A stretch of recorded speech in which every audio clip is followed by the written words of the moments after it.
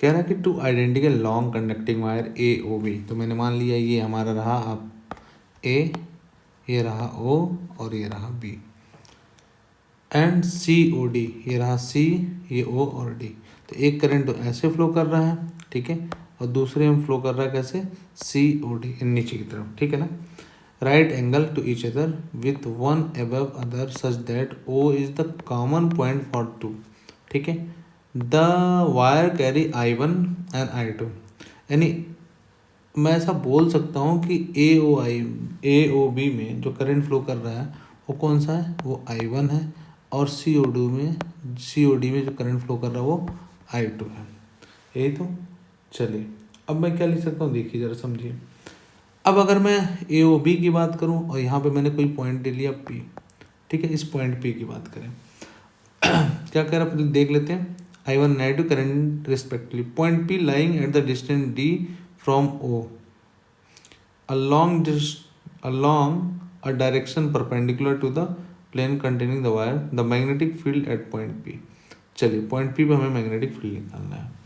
तो अब देखिए मेरे प्यारे बच्चों, अगर मुझे पॉइंट पी पे निकालना है मैग्नेटिक फील्ड, तो हम लोग क्या लिखेंगे, ये अगर मैं ए ओ बी की बात करूँ, ए ओ बी वायर्स की, तो हम लोग क्या लिखेंगे, हम लोग लिखेंगे दोनों लॉन्ग वायर है, तो इनफाइनाइट वायर के लिए अगर मैं इसको B1 बोलूँ तो वैल्यू क्या होती है, म्यू नॉट आई बाई कितना 4 पाई आर, आर की जगह वैल्यू कितनी है डी, और कितना sine theta one plus sine theta two, ये तो लिखते हैं। और थीटा वन थीटा टू की वैल्यू क्या लिखते हैं 90 डिग्री, क्योंकि लॉन्ग वायर है इनफाइनाइट पे जाएगा, तो थीटा वन की वैल्यू कितनी 90 डिग्री और थीटा टू की वैल्यू भी कितनी 90 डिग्री। तो B1 की जो वैल्यू आएगी वो आएगी mu not I by 4 pi D, और यहाँ पे कितना 2, तो 2 से ये कट गया दो बार में, तो B1 की वैल्यू कितनी आ गई mu not I by 2 pi D. लेकिन इसका डायरेक्शन भी देख लेते हैं।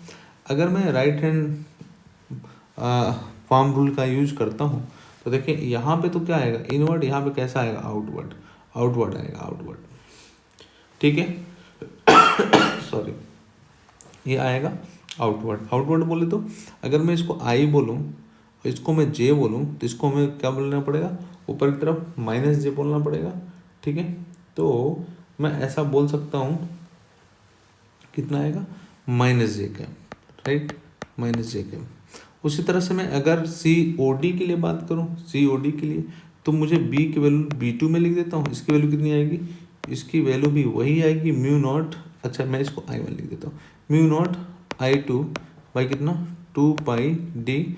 लेकिन यहाँ पे देखें जरा, यहाँ पे इनवर्ड होगा इनवर्ड, तो इधर कितना आउटवर्ड, तो इनवर्ड है तो इसको मैं क्या मानूंगा, अगर मान लो आई मानता हूँ तो कितना आएगा माइनस आई कैप आएगा। तो बी नेट की अगर मैं बात करूँ तो कितना आएगा, देखिए बी नेट की अगर मैं बात करूँ तो बी नेट की वैल्यू आएगी म्यू नॉट कितना 2 पाई डी, कॉमन कर लिया जाए 2 पाई डी कॉमन कर लिया जाए, और क्या